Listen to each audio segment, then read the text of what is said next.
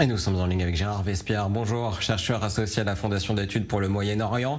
Ce nouvel accord représente-t-il une menace pour Israël, selon vous? Alors, effectivement, mais juste quelques secondes, si vous voulez, il faut bien faire la différence entre les États et les régimes.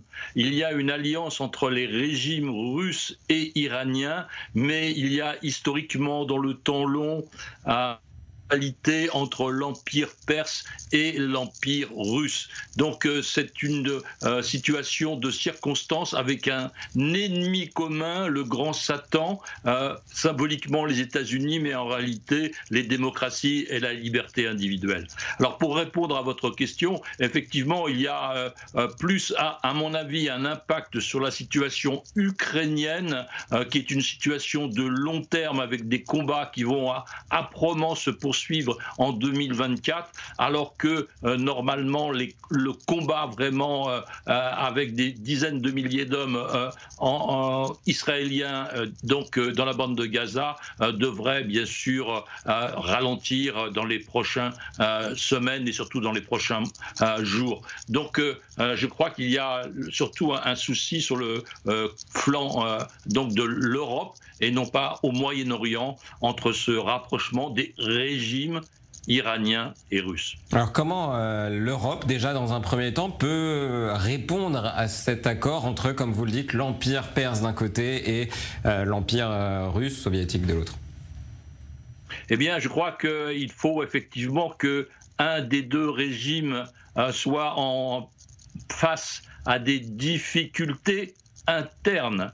C'est le basculement des régimes, soit en Russie, soit à Téhéran, qui a la clé. C'est ces basculements qui sont vraiment d'une première importance. Donc toute aide que les démocraties peuvent apporter au peuple iranien, par exemple, pour pouvoir renverser ce régime, eh bien, sera un changement radical dans la politique extérieure à nouveau de l'Iran. Donc, la façon d'aider, eh bien, ou de transformer la situation, c'est de faire tomber le régime iranien, mais en s'appuyant sur le peuple iranien lui-même, qui depuis plus de 10 ans, eh bien, demande effectivement sa liberté.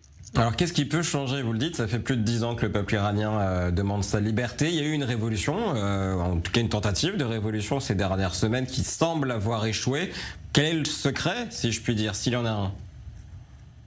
Écoutez, je pense qu'il y a effectivement une accumulation.